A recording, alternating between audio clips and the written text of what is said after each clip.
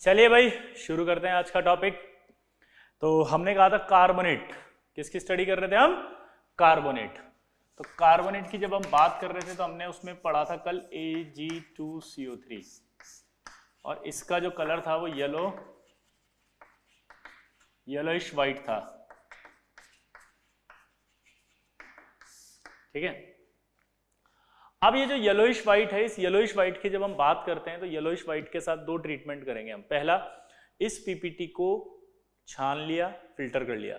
Filter करने के बाद जो हमारे पास पीपीटी आया उस पीपीटी को हमने हीट किया, एक उसे कहते हैं ड्राई कंडीशन में हीट करना। दूसरा, ये जो पीपीटी पानी में बना हुआ था इस पानी वाले को ही हीट कर लिया, इसे कहते हैं एक्वस सस्पेंशन। तो इसको दो तरह से हीट किया जाता है, एक एक्वस सस्पेंशन टेम्परेचर 100 से कम, और एक कंडीशन होती है ड्राई जहां टेम्परेचर 300 से ज्यादा। तो जब इसको हीट करते हैं तो ये बनता है आपका Ag2O प्लस CO2 प्लस तो H2O तो पड़ा ही था, और ये आपका ड्राई कंडीशन पे हीट करते हैं तो ये आपका Ag में टूट जाएगा। यानी कि ड्राई कंडीशन में हीट करेंगे तो ज्यादा टेम्परेचर होगा, ज्यादा टेम्परेचर होगा तो फिर से हीट करते ही आपका ये बन जाएगा Ag। Ag आपका जो बनेगा ये मेटेलिक ब्लैक, और ये जो बनेगा ये मैंने कल भी बताया था आपको कि ब्राउन होता है और येलो होता है, लेकिन आप इसको ब्राउन ही बोलेंगे, आप इसको ब्राउन ज्यादा बोलेंगे क्योंकि ज्यादा यही होता है। ठीक है, अब एक डाउट और आएगा आपको कि आप जब ऑर्गेनिक में पढ़ेंगे तो कुछ टेस्ट आएंगे आपके, फॉर्मेल्डिहाइड टेस्ट। वहां पर सिल्वर जो होगा उसका कलर होगा वाइट सिल्वरी कलर दिखेगा, और आपको ऐसा डाउट आएगा कि सर यहाँ पर आपने जो सिल्वर को लिख दिया मेटेलिक ब्लैक, तो देखो यहाँ हीट कर रहे हो, हीट कर रहे हो तो जलेगा, जलेगा तो काला हो जाएगा, इसलिए यहाँ पर मेटेलिक ब्लैक आता है हीट करने पर। ठीक है, क्या आता है? Metallic black. क्या आता है? Metallic black. क्या आता है? Metallic black. ठीक है, तो ये आपका मेटेलिक ब्लैक आ जाएगा। क्लियर सबको? अब खास बात आपसे पूछेगा, थर्मल क्वेश्चन करके पूछेगा,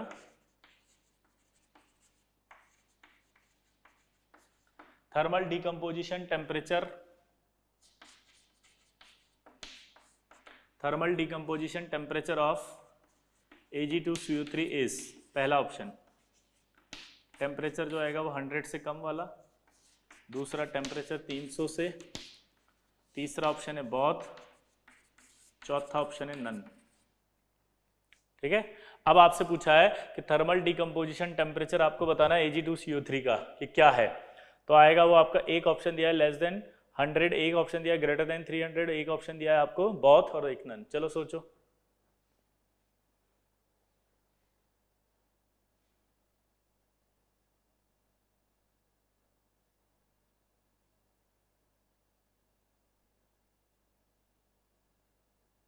अब देखो आंसर आएगा आपका ये। अब आपको लग रहा होगा कि सर ये क्यों है, बहुत आना चाहिए, क्योंकि जब इस पे टूट रहा है तो इस पे भी टूट रहा है। बिल्कुल सही, टूट दोनों पे रहा है, लेकिन जिस पहले टेम्परेचर पे वो टूटेगा, क्या बोला मैंने, जिस पहले टेम्परेचर पे वो टूटेगा वही उसका डिकम्पोजिशन टेम्परेचर कहलाएगा। फर्स्ट टेम्परेचर जिस पर वो टूटा है वो कहलाएगा उसका थर्मल डिकम्पोजिशन टेम्परेचर। क्या बोला मैंने? फर्स्ट टेम्परेचर जिस पर वो टूटा है वो कहलाएगा आपका थर्मल डिकम्पोजिशन, फर्स्ट टेम्परेचर। जैसे मान लो आप ये कहो कि यार कोई एक गोली से मरता है, तो एक गोली से मरेगा तो दूसरे भी मर जाएगा, तो दो गोली से मरेगा, तो इसका मतलब ये थोड़ी है कि आप ये कहोगे कि दोनों से मरेगा। पहली गोली जिसमें मर गया वही गोली उसके लिए क्या कहलाएगी? Thermal decomposition temperature. यानी कि पहला ऐसा टेम्परेचर जिस पर ये टूट गया, पहला ऐसा टेम्परेचर जिस पर ये टूट गया वो क्या कहलाएगा? इसका थर्मल डिकम्पोजिशन टेम्परेचर। ठीक है, तो ये थर्मल डिकम्पोजिशन टेम्परेचर आएगा।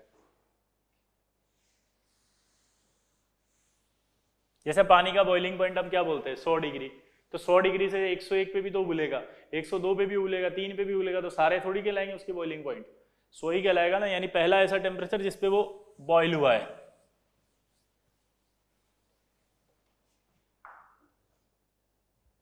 अगला देखो, ये जो Ag2CO3 है ये सॉल्युबल होता है, कल बताया था, याद करो, generally dilute HNO3, ammonia solution, ये मैंने कल बता दिया था। और एक और होता है साइनाइड सॉल्यूशन, क्योंकि साइनाइड सॉल्यूशन में ये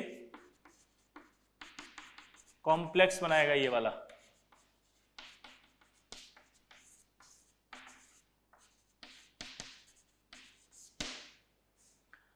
तो आपसे पूछेगा क्यों सॉल्युबल है ये बताओ, तो रीजन आपको बोलना है क्योंकि ये साइनाइड के अंदर सॉल्युबल कॉम्प्लेक्स बना लेता है, इसलिए Ag2CO3 साइनाइड में भी सॉल्युबल रहेगा। क्लियर सबको? अब आपने वहां एक लाइन लिखी थी सर एक्वस सस्पेंशन, इसका मतलब नहीं समझ में आया, तो सुनो। हमारे पास तीन तरह के सॉल्यूशन होते हैं। पहला होता है आपका ट्रू सॉल्यूशन, जिसमें पूरा का पूरा सॉल्यूशन में घुल जाता है सॉल्यूट और हमें आंखों से कुछ नहीं दिखता पार्टिकल का साइज। दूसरा होता है कोलाइडल सॉल्यूशन, जिसमें आंखों से पार्टिकल का साइज दिख भी सकता है नहीं भी दिखता। तीसरा होता है सस्पेंशन, जिसमें से आंखों से पार्टिकल का साइज दिखाई देता है। तो अगर आपने मान लो पीपीटी पानी में डाल रहे हो, तो पानी में पीपीटी सॉल्युबल ही नहीं है, तो आपको पीपीटी दिखाई देगा नहीं देगा, तो वो पानी में क्या हो गया, सस्पेंशन। तो उसको कहते हैं एक्वस सस्पेंशन, यानी जो पीपीटी पानी में पड़ा रहता है उसको कहते हैं एक्वस सस्पेंशन। उसको क्या कहते हैं, एक्वस सस्पेंशन। ठीक है,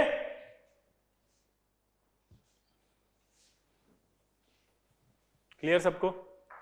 अब एक सवाल पूछा उसने कि when KHCO3 react with excess of AgNO3 then product. अब यहां देखो बाइकार्बोनेट दे दिया उसने।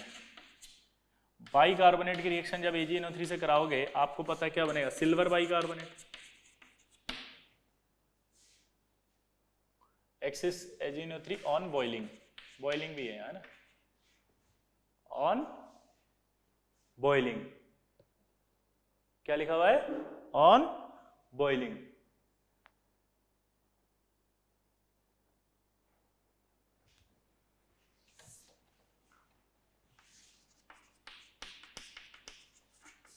ऑन बॉइलिंग, ठीक है।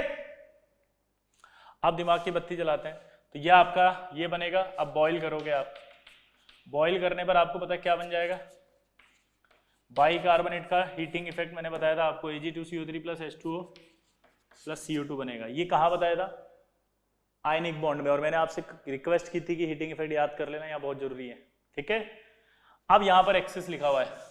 हमने कहा था कल कि अगर रिएजेंट एक्सिस में लें तो फिर ये Ag2CO3 नहीं बन करके फाइनली क्या बनता है, Ag2O। तो यानी कि यहां जब लिया होगा ये एक्सिस में, तो यहाँ एक्सिस में लेने पर एक्चुअली में इससे रिएक्ट करके पहले बना बाइकार्बोनेट, बॉयल किया तो कार्बोनेट, लेकिन कार्बोनेट नहीं बन करके फाइनल प्रोडक्ट किस में जाएगा, Ag2O। और इसका कलर येलो या ब्राउन बताया था, क्योंकि यहां पर अपन ने क्या लिया हुआ है, एक्सिस ऑफ AgNO3। तो अगर ऐसे सवाल पूछ ले तो आप थोड़ा सा दिमाग लगाना कि यार एक्सिस ऑफ AgNO3 और बॉयल, तो बाइकार्बोनेट लिया तो बाइकार्बोनेट बॉईल करते कार्बोनेट बनेगा, और सिल्वर कार्बोनेट जो होगा वो एक्सिस में किस में चला जाता है, Ag2O में। तो फाइनल प्रोडक्ट क्या बनेगा, Ag2O। क्लियर? थोड़ा सा दिमाग लगाना सवाल आ जाए तो।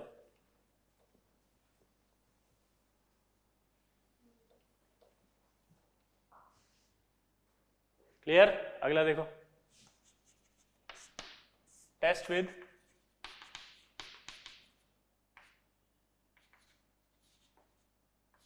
Mercurous nitrate. मर्क्यूरस नाइट्रेट की रिएक्शन कराएं अगर, तो Ag2+2 की जब कार्बोनेट से कराएंगे तो ये बनेगा आपका Hg2CO3, येलो प्रेसिपिटेट होता है ये, ठीक है। अब मर्क्यूरस के लिए एक खास बात होती है कि अगर आप इसको हल्का सा भी हीट कर दो तो ये तुरंत टूट जाता है और डिसप्रोपोर्शनेट हो जाता है। अगर हीट नहीं करो तो थोड़ा टाइम लगता है, ठीक है। तो जैसे मैंने इसको हल्का सा हीट किया तो मेरे पास ये टूट करके HgO प्लस CO2 बना देगा, और Hg का फाइनल प्रोडक्ट होगा ब्लैक, और ये आपका Hg होता है येलो, ठीक है। तो आपके पास ध्यान से सुनो, जब मर्क्यूरस लेंगे तो मर्क्यूरस कार्बोनेट रिएक्ट करके क्या बनाएगा, मर्क्यूरस कार्बोनेट को हीट करेंगे, येलो प्रेसिपिटेट, येलो पीपीटी जब हीट करेंगे तो क्या बनेगा, डिसप्रोपोर्शनेट होकर Hg प्लस HgO। अब यहाँ पर HgO क्यों बना, उसका रीजन है, बना तो होगा कार्बोनेट, लेकिन मैंने आपको स्टार्टिंग में लिखाया था कि नेटिव मेटल्स के अगर नाइट्रेट हो, कार्बोनेट्स हो, तो वो फर्दर डिकम्पोज हो जाते हैं उनके ऑक्साइड्स में। याद आया, ये ऑक्साइड में डिकम्पोज हो गए क्योंकि इनके ऑक्साइड्स, ठीक है ना, हीटिंग पे टूट जाएंगे आगे, और अगर और ज्यादा हीट दोगे तो HgO भी टूट जाएगा।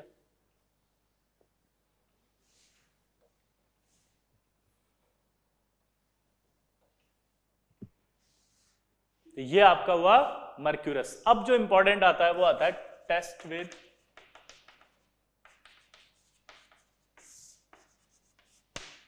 HgCl2। HgCl2 का एक नाम याद हो तो कोरोसिव सब्लिमेट। मैंने बताया था एक बार, मर्क्यूरस के सारे, सॉरी, मरकरी के जितने भी सॉल्ट होते हैं सब पॉइजनस होते हैं। क्या बोला था, जितने भी सॉल्ट है सब क्या होते हैं, पॉइजनस। तो ये HgCl2 से कराया, और ये भी बताया था कि HgCl2 सोल्यूबल है, Hg2Cl2 इनसॉल्युबल बताया था। ध्यान से सुनना, एक डाउट हो रहेगा कि सर आपने कहा था all chloride bromide iodides are, all chloride bromide iodides are insoluble या सॉल्युबल, सॉल्युबल एक्सेप्ट, तो उस एक्सेप्ट में Hg2+2 था, उसको कहते हैं मर्क्यूरस, यानी कि Hg2Cl2 इनसॉल्युबल है, HgCl2 सॉल्युबल है।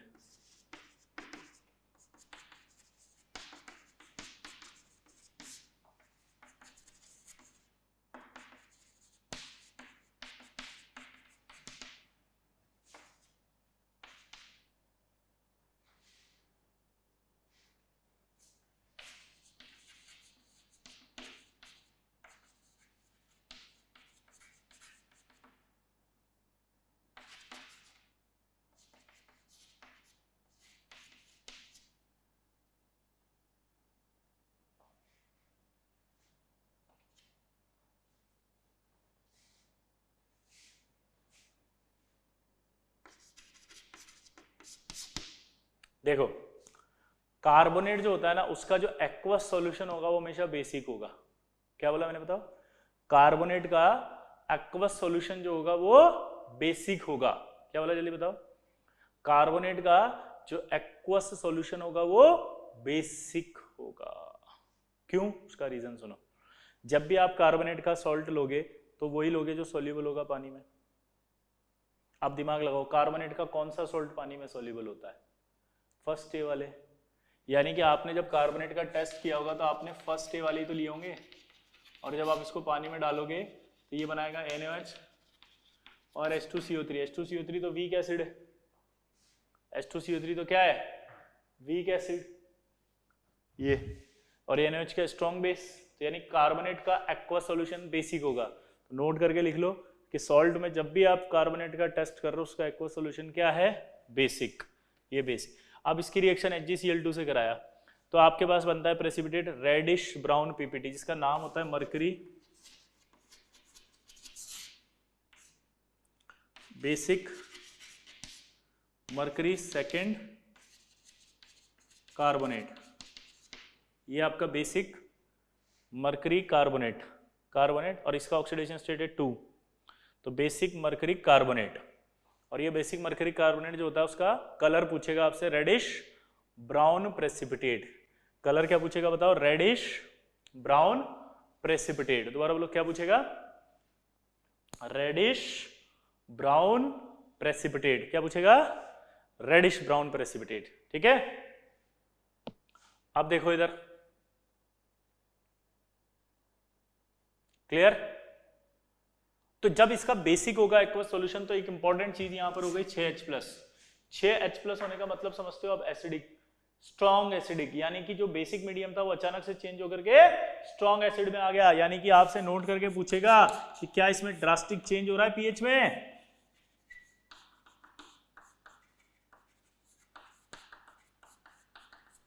Drastic change in pH. क्या हो गया, जल्दी बताओ, यहां drastic change in pH, solution becomes acidic, यानी pH decreases। क्या हो गया, pH डिक्रीज हो गई क्योंकि H+ बढ़ गया, H+ होता है तो pH कम हो जाती है। ठीक है, अब देखो इधर,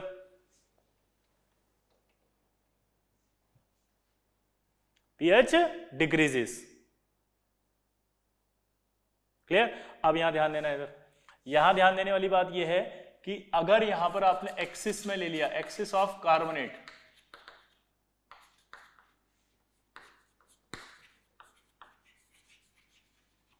एक्सिस ऑफ कार्बोनेट जो होगा वो एक्ट्स एज अ बफर। अब ये बफर क्या होता है? बफर का मतलब मैंने बताया था आपको, ऐसा सॉल्यूशन जो अपनी पीएच परिवर्तन का विरोध करता है। अगर नहीं बताया तो आपने फिजिकल में पढ़ा होगा। ऐसे सॉल्यूशन को बफर कहते हैं जो अपने पीएच चेंज का अपोज करे। अब ध्यान से सुनो, अगर यहां कार्बोनेट की कंसंट्रेशन ज्यादा होती तो क्या होता? कार्बोनेट की कंसंट्रेशन अगर ज्यादा होती तो ये एसिडिक मीडियम था, ये H+ इससे रिएक्ट करता और CO2+ वाटर बना लेता। ये रिएक्ट करता और CO2+ वाटर बना लेता। CO2+ वाटर बनते ही क्या हुआ? कार्बोनेट जो है वो किस में कन्वर्ट हो गया? CO2 में। H+ किस में हो गया? H2O में। H+ का कंसंट्रेशन वापस कम होना शुरू हो गया। तो यानी H+ का जो कंसंट्रेशन है वो कम होना शुरू हो गया, तो जो H+ है वो खत्म हो जाएगा। अगर H+ खत्म हो जाएगा तो इसका मतलब उसका चेंज काउंट नहीं किया जाएगा। यानी कि जो आप कह रहे थे कि पीएच में चेंज होगा, वो पीएच में चेंज नहीं होगा। ठीक है? चेंज नहीं होगा कार्बोनेट अगर ज्यादा होगा तो, क्योंकि उसने कार्बोनेट ने इस H+ को कंज्यूम कर लिया ना। तो यानी अपनी पीएच को चेंज नहीं होने दे रहा, इसका मतलब बफर की तरह बिहेव कर रहा है। ठीक है?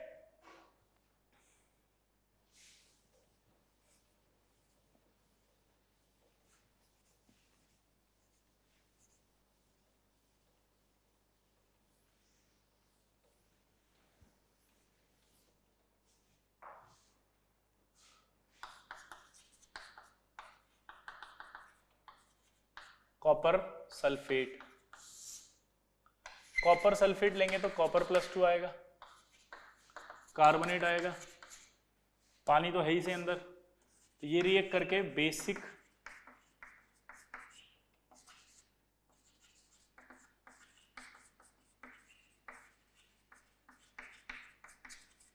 बेसिक कॉपर कार्बोनेट बनाता है।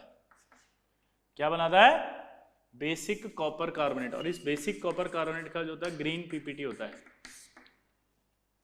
बेसिक कॉपर कार्बोनेट होता है और ये जो बेसिक कॉपर कार्बोनेट है इसका जो कलर होता है वो ग्रीन होता है। क्या बोला जल्दी बताओ? बेसिक कॉपर कार्बोनेट होता है और ये बेसिक कॉपर कार्बोनेट का कौन सा कलर बनाता है? ग्रीन। कौन सा कलर बनाता है? ग्रीन। इसको एक नाम और होता है, अगर आपने 9-10 पे पढ़ा हो तो, मेलाकाइट ग्रीन। क्या? Malachite green. अब एक डाउट आपको मैं क्लियर कर देता हूं कि ये जो इस तरह से लिखा हो ना, इसको कहते हैं बेसिक। लाइक जैसे हाइड्रोक्साइड है, बेसिक वर्ड आ गया, और ये कॉपर कार्बोनेट, इसको नाम में लिखने के लिए बेसिक वर्ड आता है ये। तो ये कार्बोनेट, कॉपर कार्बोनेट तो सेम ही सही। अब ऑक्सीडेशन स्टेट भी लिख देते हैं हम, बेसिक कॉपर 2 कार्बोनेट, चाहो तो नहीं लिखो तो भी सही है। लेकिन सर एक डाउट है मेरे मन में, फिर आपने इससे पहले जो है वो HgO.HgCO3 को बेसिक मरकरी 2 कार्बोनेट क्यों लिखा? यहां तो OH है ही नहीं। तो उसका एक कॉन्सेप्ट होता है,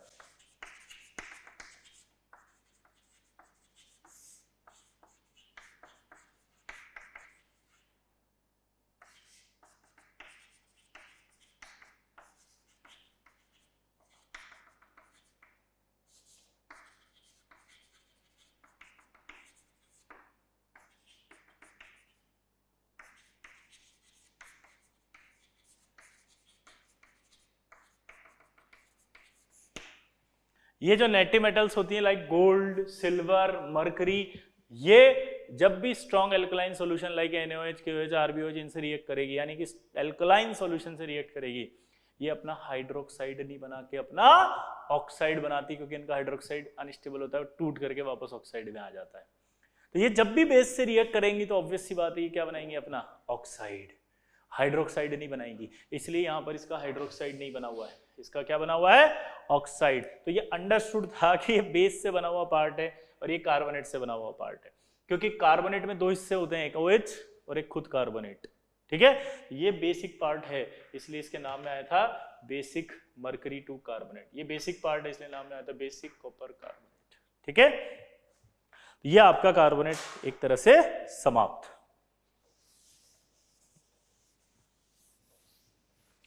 अब आपको एक चीज ध्यान रखनी है, इनके पीपीटी कलर, क्योंकि वो मेन तो पीपीटी कलर याद करने में दिक्कत आएगी। तो पीपीटी कलर अगर हम बात करें तो कार्बोनेट में ऑल पीपीटी आर व्हाइट। क्या बोला जल्दी बताओ? All PPT are white. जितने भी प्रेसिपिटेट होंगे वो सारे के सारे व्हाइट होंगे, बस किसको छोड़ के? जल्दी बोलो। 3HGO HgCO3, कॉपर कार्बोनेट, और एक आपने पढ़ा था अभी Hg2CO3। ये आपका आया था रेडिश ब्राउन, ये आया था आपका ग्रीन, ये आपका आया था येलो। क्लियर? बाकी सारे के सारे व्हाइट होंगे। क्या बोला जल्दी बताओ? ये होगा ग्रीन, कौन? कॉपर वाला। मरकरी वाला क्या होगा? येलो। और ये वाला क्या होगा? Reddish brown. बाकी सारे व्हाइट। चल बोलो। BaCO3 white, MgCO3 white, CaCO3 white, ZnCO3 white, cadmium carbonate white. कोई भी ले ले व्हाइट, जो नहीं पढ़ाया वो भी ले ले व्हाइट इनके अलावा। ये पीपीटी के कलर याद हो गए आज के बाद सारे के सारे, तो पीपीटी कलर की टेंशन खत्म। ऐसे में सारे कीवर्ड बता दूंगा सारे ही। अभी एक बार हम पढ़ रहे हैं, फिर हम इसको लर्न भी कर लेंगे आराम से, लेकिन आप रोज पढ़ेंगे, ये तभी आपसे लर्न होगा, वरना नहीं होगा। प्रॉमिस? पक्का वाला प्रॉमिस? चल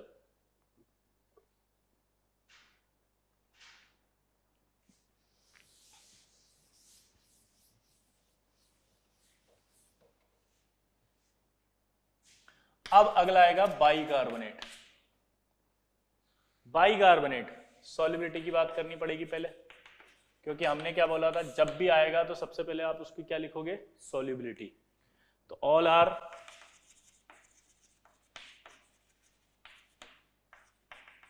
एक्सक्लूडिंग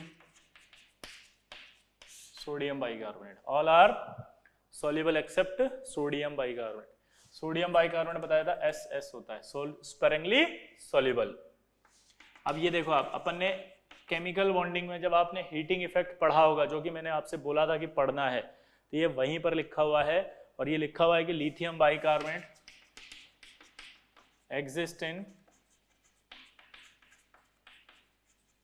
सॉल्यूशन स्टेट।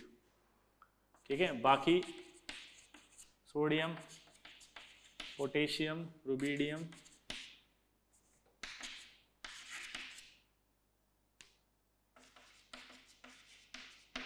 और सीजियम बाइकार्बोनेट, ये सारे के सारे एग्जिस्ट इन सॉलिड स्टेट, और इनकी सॉल्युबिलिटी भी बताई थी, याद हो तो। ये ऑर्डर आएगा सॉल्युबिलिटी का।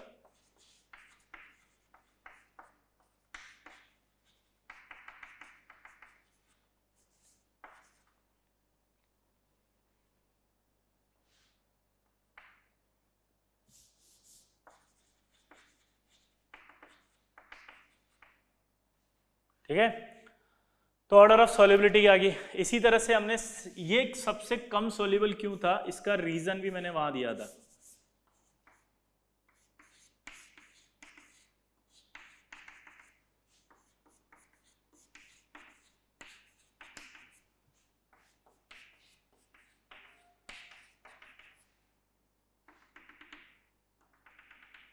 यहां लिखा था, याद करो, मैसिव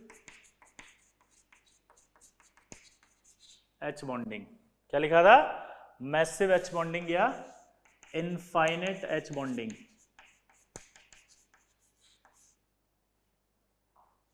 मैसिव एच बॉन्डिंग या इनफाइनाइट एच बॉन्डिंग। क्लियर? तो ये मैसिव एच बॉन्डिंग और इनफाइनाइट एच बॉन्डिंग होगी, जिसकी वजह से ये पार्शियल सोल्यूबल होगा। मैसिव एच बॉन्डिंग होगी या पार्शियल सोल्यूबल होगा। ठीक है, क्यों सोल्यूबल है इसका रीजन समझ में आ गया। और ये सब सोल्यूबल ज्यादा थे क्योंकि इनके अंदर कॉम्पैक्ट एच बॉन्डिंग हो रही थी। अगर आपको नहीं याद है तो प्लीज, मैंने इसीलिए कहा था आपको वो टॉपिक पढ़ लेना।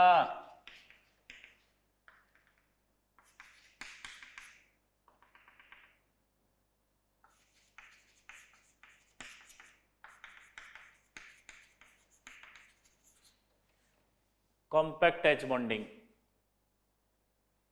ठीक है, नोट करो इसको।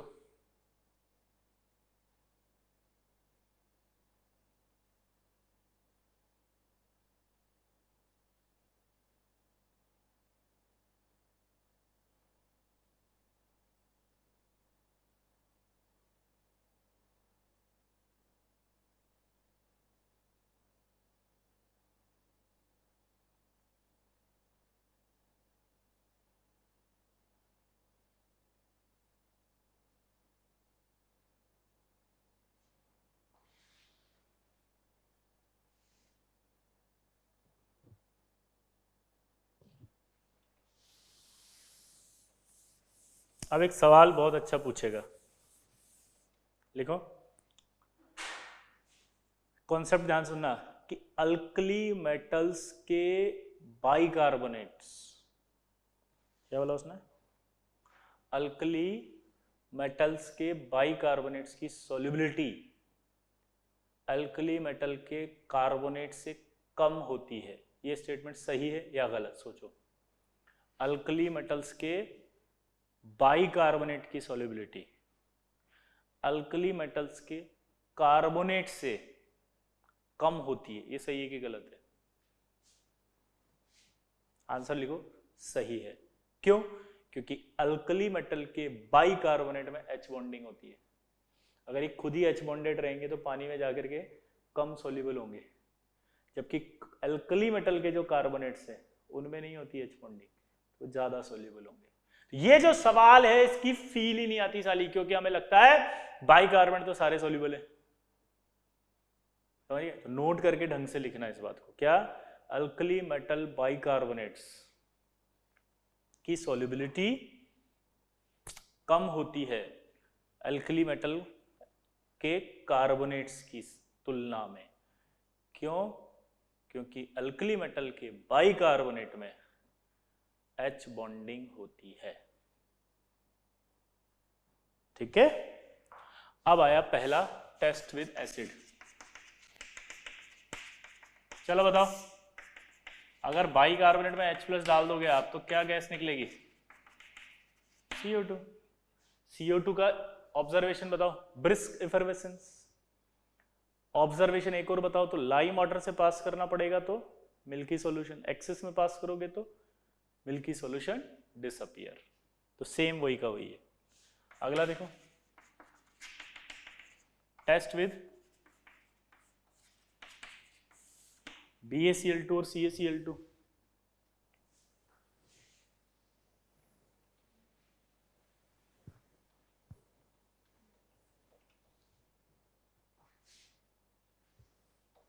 तो टेस्ट विद BaCl2 CaCl2 की बात करो।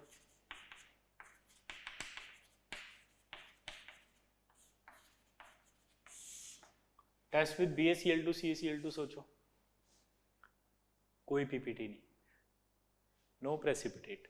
अगर आप नॉर्मल कंडीशन की बात करोगे तो ये BaCl2 और CaCl2 इनसे रिएक्ट करके कोई पीपीटी नहीं बनाएगा। क्यों?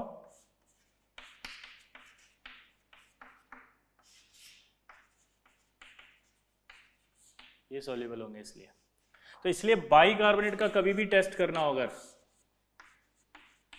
तो उसे बॉईल करना पड़ता है। बॉईल करने पर बाइकार्बोनेट CO2 बना करके उड़ जाता है। बाइकार्बोनेट हीटिंग इफेक्ट याद करो, वहां पे लिखवाया था, बाइकार्बोनेट को हीट करने पर वो कार्बोनेट CO2 प्लस वाटर में टूटते हैं। तो ये आपके कार्बोनेट CO2 प्लस वाटर में टूट गए। ये जो कार्बोनेट बनता है टूटने के बाद, ये कार्बोनेट फिर से रिएक्ट करता है BaCl2 या CaCl2, तब जाकर के BaCO3 और CaCO3 का व्हाइट पीपीटी बनेगा। यानी कि एक चीज समझ में आई आपको, बाइकार्बोनेट वो सारे टेस्ट देगा जो कार्बोनेट ने दिए थे, लेकिन ऑन बॉइलिंग। क्यों? क्योंकि बॉईल करने पर बाइकार्बोनेट टूट के किस में आएगा?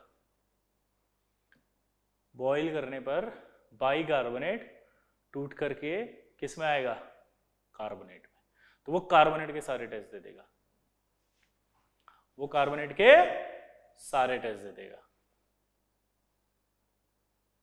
तो समझ में आया?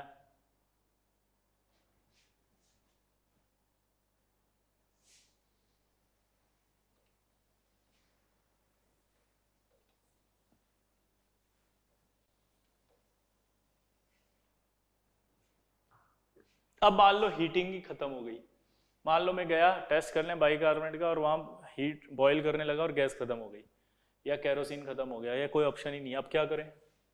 इसका एक ऑल्टरनेट और है, test with NH4OH followed by MgCl2। ये NH4OH हमेशा मैंने क्या कहा था, अमोनिया सॉल्यूशन मानते हैं। पहले इसका मतलब NH4OH डाला,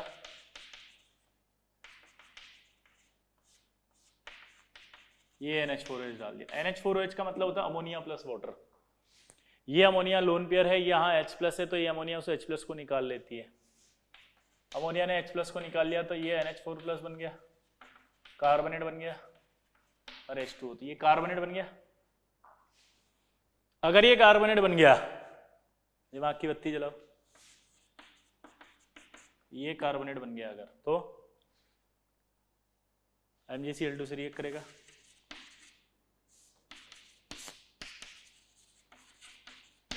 तो MgCO3 बनेगा। पीपीटी का कलर अभी थोड़ी देर पहले बताया था। अब इसकी सॉल्युबिलिटी की बात कर लें। Soluble in dilute HNO3। Concept बताओ। HNO3 स्ट्रॉन्गर होगा, इसको तोड़ देगा, तोड़ने के बाद ये क्या होगा, मैग्नीशियम नाइट्रेट बनेगा, सॉल्युबल। MgCl2 बनेगा, सॉल्युबल। एसिटिक एसिड तोड़ ही देगा, तो मैग्नीशियम एसिटेट भी सॉल्युबल। एक नया आया यहां पर H2SO4। ये H2SO4 इसे तोड़ देगा क्योंकि स्ट्रॉन्गर है, और H2SO4 तोड़ के बनाएगा MgSO4। MgSO4 भी सॉल्युबल होता है। सल्फेट के अंदर याद रखना आप, all are soluble except barium, strontium, lead. तो बेरियम वाले के लिए हमने मना किया था नहीं सॉल्युबल होगा। कैल्शियम, कैडमियम और सिल्वर के लिए स्पेरिंगली सॉल्युबल, तो कैल्शियम वाला भी सॉल्युबल नहीं होगा। तो बेरियम कार्बोनेट और कैल्शियम कार्बोनेट जब वहां लिखा था तो उसमें डाइल्यूट H2SO4 नहीं लिखा मैंने, या H2SO4 नहीं लिखा, लेकिन MgCO3 के लिए H2SO4 लिख रहा हूं मैं। क्यों लिख रहा हूं, क्योंकि MgSO4 बनेगा, वो सॉल्युबल है। और एक और जो मैंने आपको बताया था, सोडा वाटर, सोडा वाटर में भी सॉल्युबल है, ठीक है। तो ये आपको ध्यान रखना है, MgCO3, ठीक। तो यानी कि हम दो तरह से टेस्ट कर सकते हैं बाइकार्बोनेट का, एक तो बॉईल करके, और एक आप क्या कर सकते हैं उसको NH4OH डाल के, क्योंकि NH4OH डालोगे तो वो हट जाएगा बाइकार्बोनेट में से, H+ बचेगा कार्बोनेट, और फिर वो कार्बोनेट टेस्ट दे देगा, ठीक है।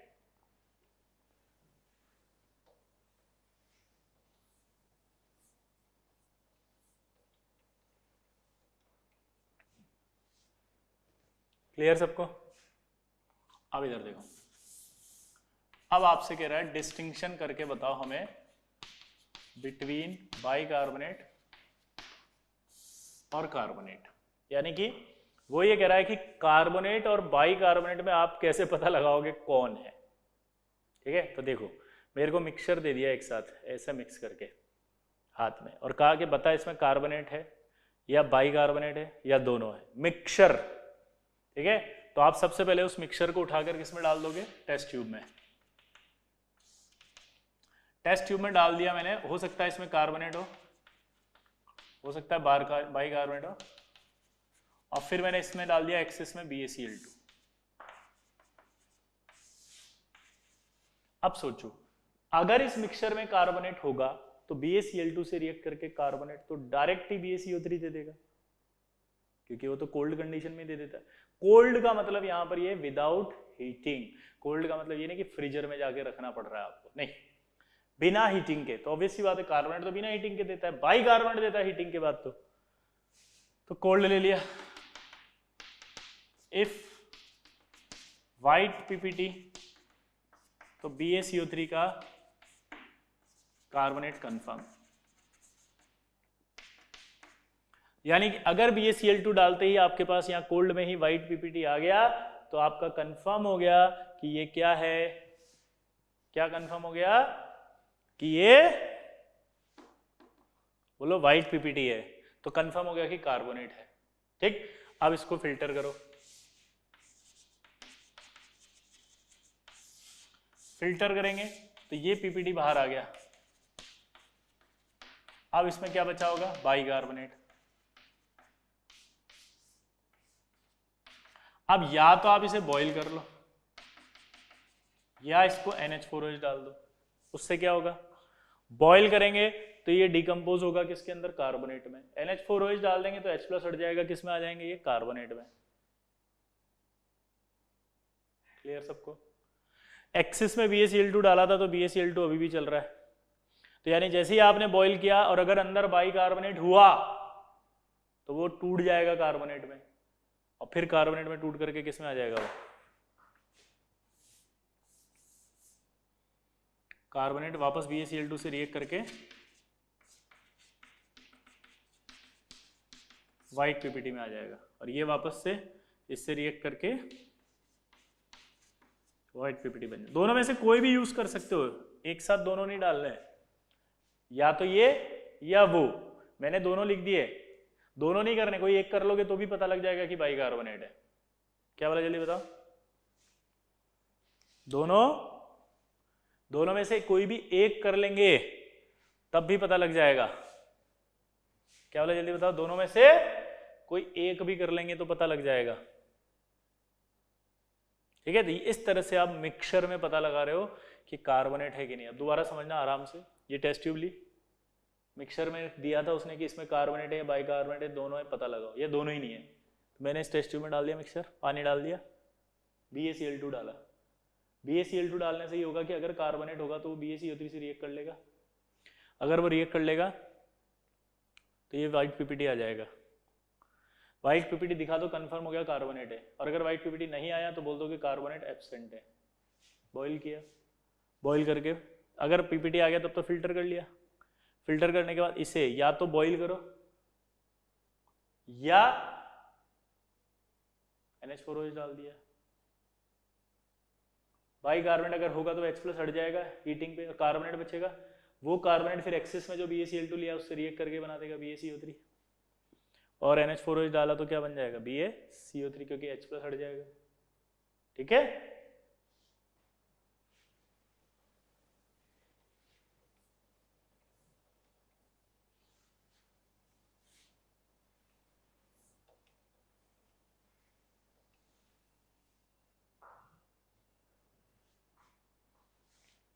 क्लियर? तो ये आपका डिस्टिंक्शन भी हो गया। अब एक टेस्ट और होता है इसका, फिनोफ्थलीन टेस्ट। फिनोफ्थलीन टेस्ट में सबसे पहले आपको ये समझना पड़ेगा कि अगर आपने फिजिकल पढ़ा हो तो एक इंडिकेटर है ये HPH कोई फॉर्मूला नहीं है, तो रिप्रेजेंटेशन है। पीएच तो बहुत बड़ा ग्रुप होता है, ये बहुत बड़ा ग्रुप है, एक ऑर्गेनिक ग्रुप है ना। तो इसको ऐसे मत समझना कि HPH कोई, HPH तो रिप्रेजेंटेशन है। ये होता है कलरलेस और ये होता है पिंक कलर। अब सोचो अगर मीडियम मैंने एसिडिक कर दिया तो क्या ये एसिडिक मीडियम में अपना टेस्ट दे पाएगा? नहीं। क्यों?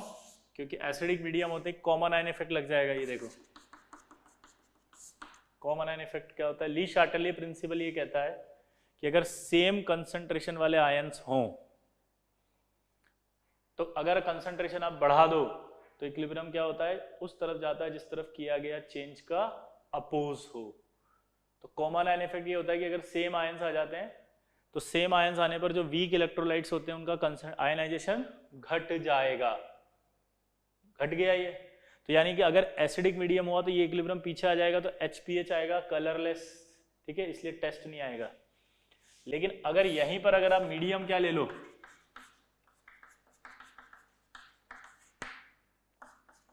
बेसिक लो,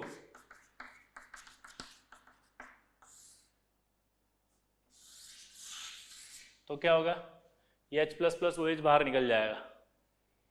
यहां से H+ बाहर निकला तो इक्विलिब्रियम आगे आएगा। इक्विलिब्रियम अगर आगे आ गया तो क्या बन जाएगा? pH-, और ये pH- क्या होगा? पिंक कलर का। pH- क्या होगा? Pink colour. pH- क्या होगा? Pink colour. तो ये पिंक कलर आ जाएगा, इसका मतलब टेस्ट दिखने, यानी HPH बेसिक मीडियम में अपना कलर चेंज करेगा, एसिडिक मीडियम में नहीं करेगा। अब ये टेस्ट क्यों पढ़ा? क्योंकि अभी फिर एक और बार आपसे पूछेगा वो एक क्वेश्चन। वो आपको एक टेस्ट ट्यूब में देगा कार्बोनेट, एक में देगा बाइकार्बोनेट। देखो पहले कैसे दिया था? मिक्सचर, ये ले। अब की बार कैसे दे रहा है? किसी एक टेस्ट ट्यूब में कार्बोनेट है, किसी एक में बाइकार्बोनेट। बताओ किसमें एक कार्बोनेट है, किसमें बाइकार्बोनेट है? तो मैंने कहा साला दिमाग लगा के सीधा गया, मैंने फिनोफ्थलीन डाल दिया। फिनोफ्थलीन डालने से क्या हुआ? बेसिक मीडियम में फिनोफ्थलीन अपना कलर चेंज देगा, पिंक कलर हो जाएगा। कार्बोनेट का एक्वस सॉल्यूशन बेसिक होता है, अभी बताया था। कार्बोनेट का एक्वस सॉल्यूशन बेसिक होता है, अभी बताया था। तो यानी जिस टेस्ट ट्यूब में कार्बोनेट होगा उसमें फिनोफ्थिलीन डालते पिंक कलर आ जाएगा, तो मैं बोलूंगा सर इस टेस्ट में कार्बोनेट है। जिसमें बाइकार्बोनेट होगा तो H+ होगा, वहां पे H+ आएगा तो फिर वो अपना टेस्ट नहीं दे पाएगा, कलर नहीं आएगा, मैं बोल दूंगा बाइकार्बोनेट है। तो इससे फिनोफ्थिलीन टेस्ट से भी आप पता लगा सकते हो कि अलग अलग टेस्ट ट्यूब देख करके अगर सवाल पूछता है कि किसमें कार्बोनेट है और किसमें बाइकार्बोनेट है तो बता दोगे आप। तो फटाफट से नोट करो कि भाई क्या करेगा, बोलो। aqueous solution of carbonates are basic, so phenolphthalein changes its color, ठीक है, and becomes pink while it is colorless in the aqueous solution of bicarbonate. It is colorless in aqueous solution of bicarbonate.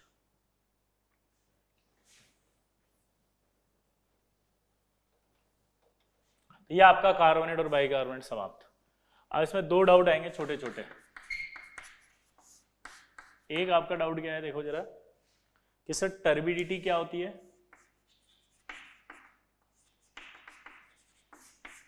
तो turbidity क्या होती है जरा समझना। It never settle down at the bottom of the test tube, लिखो it never settle down at the bottom of the test tube. ये कभी भी टेस्ट ट्यूब के बॉटम में सेटल नहीं होगी, ठीक है। जैसे मिल्क, इसीलिए मिल्की सॉल्यूशन बोलते हैं इसको, टर्बिडिटी को। अगला लिखो पीपीटी, पीपीटी में लिखो it settle down at the bottom of the test tube. PPT लिखो it settle down at the bottom of the test tube. It settle down at the bottom of the test tube. ये test tube के bottom में settle हो जाएगा, ठीक है। इसका एक देसी एग्जांपल समझते हैं। जैसे दूध लेकर आया, दूध को अगर आप नींबू डालते हो तो फट जाता है, फटते ही उसका जो हैवी पार्ट है नीचे आ जाएगा, दैट इज कॉल्ड पीपीटी। और जो मिल्क था इनिशियली वो कैसा था, टर्बिडिटी। क्लियर। अब अरीन आया, अरीन ने सोचा यार आज चेक करते हैं, सर सही पढ़ाते हैं गलत पढ़ाते हैं। अरीन गर्ग, उसने कहा आज तो चेक करूंगा, साला चाहे कुछ भी हो जाए। तो इसने पता है क्या किया, एक किलो दूध खरीद के लाया, उसमें नींबू डाल दिया, कुछ हुआ ही नहीं। मेरे पास फोन घुमाया, हट डाउट है सर। मैंने कहा क्या सर आप गलत पढ़ाते हो। मैंने कहा क्या गलत पढ़ा दिया बे। बोला सर आपने कहा था कि नींबू डालेंगे तो फिर क्या होगा, फट जाएगा और वो हैवी पीपीटी नीचे आ जाएगा, that is called PPT. Sir ऐसा तो कुछ हुआ ही नहीं। मैंने कहा तूने क्या किया। बोला मैं दूध ले आया, नींबू डाल दिया, आपने जैसा कहा था। मैंने बोला अबे गधे, नींबू काट के उसका रस डालना था साले, तब फटेगा वो। सिट्रिक एसिड होता है नींबू में, इस गवार ने नींबू डाल दिया सीधा का सीधा ही, बेवकूफ। समझ में आया, नींबू को काट के उसका रस डालना है तब जाकर के फटेगा। सिट्रिक एसिड दूध को फाड़ता है बे। समझ में आया अरीनवा, ए अरीनवा समझे बे, कहा समझे बे तुम है। क्लियर। तो ये टर्बिडिटी और पीपीटी का क्वेश्चन खत्म। अब एक डाउट और आ रहा है सर, हम बोले का कि सर जब ये CO2 था, इसको जब लाइम वाटर में आप पास किए थे तो आप ऐसे लिखे थे CaCO3 और वहां लिखे थे वाइट टर्बिडिटी, ठीक है। और जब आपने कार्बोनेट का रिएक्शन कराया था CaCl2 से, तब आप इस CaCO3 को लिख दिए थे वाइट पीपीटी। सर ये का मतलब है जब आप इसके अंदर इसको पास कर रहे हो तो लिख रहे हो CaCO3 वाइट टर्बिडिटी, और जब इस कार्बोनेट में आप CaCl2 को पास कर रहे हो तो बन रहा है CaCO3।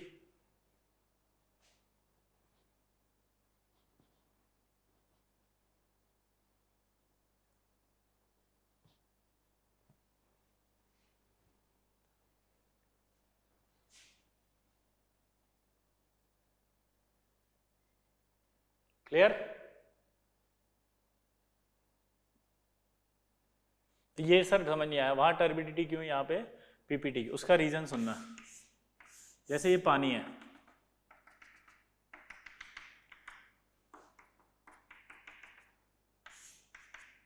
और इस पानी में ये डालते हैं अपन चूना, ये होता है लाइम, लाइम को कहते हैं चूना। पानी में जब ये जाएगा तो ये पानी में जाते कैल्शियम हाइड्रोक्साइड बनाएगा। कैल्शियम हाइड्रोक्साइड जो होता है ना वो एक्चुअली में क्या होता है बेटा, स्पेरिंगली सोल्यूबल। तो कैल्शियम हाइड्रोक्साइड अगर स्पेरिंगली सोल्यूबल है तो नीचे सेटल हो जाएगा ऐसे, और ऊपर कुछ कुछ पानी रहेगा। तो जो नीचे सेटल होता है ना उसका नाम होता है स्लैग्ड लाइम, और ये जो ऊपर पानी पानी बचा इसका नाम होता है लाइम वाटर।